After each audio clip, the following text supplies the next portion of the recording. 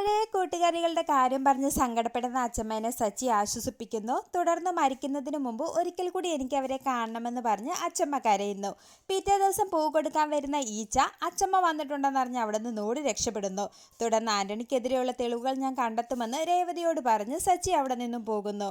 പിന്നീട് ആക്സിഡന്റ് പറ്റിയ സമയത്ത് രേവതിനെ ഹോസ്പിറ്റലിൽ എത്തിച്ച ആളുകളോട് ഇടിച്ച വണ്ടിയെപ്പറ്റി സച്ചി തിരക്കിയെങ്കിലും അവരിൽ നിന്ന് കാര്യമായ വിവരങ്ങളൊന്നും കിട്ടിയില്ല. ഇതിനിടയിൽ രേവതിയുടെ ആക്സിഡന്റിന് പിന്നിലുള്ള ആളെ കണ്ടെത്തിയെന്നും എത്രയും പെട്ടെന്ന് സ്റ്റേഷനിലേക്ക് വരാനും പറഞ്ഞ് SI സച്ചിനെ വിളിക്കുന്നു. ഇത് കേട്ട് സച്ചി സ്റ്റേഷനിലേക്ക് പോകുന്നു. ഇതേ സമയം ഈച്ച സച്ചിനെ വിളിക്കുമ്പോൾ രേവതിയുടെ ആക്സിഡന്റിന് പിന്നിലുള്ളവരെ കണ്ടെത്തിയെന്നും ഞാൻ സ്റ്റേഷനിലേക്ക് പോവുകയാണെന്നും സച്ചി പറയുന്നു.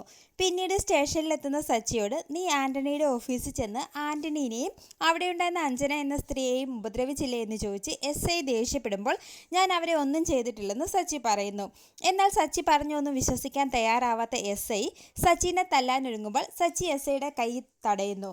തുടർന്ന് SI സച്ചിനെ അറസ്റ്റ് ചെയ്ത് ലോക്കപ്പിലിടുകയും നിന്നെ ഞാൻ കോടതിയിൽ ഹാജരാക്കി ജയിലിൽ ഇടുമെന്നും പറയുന്നു.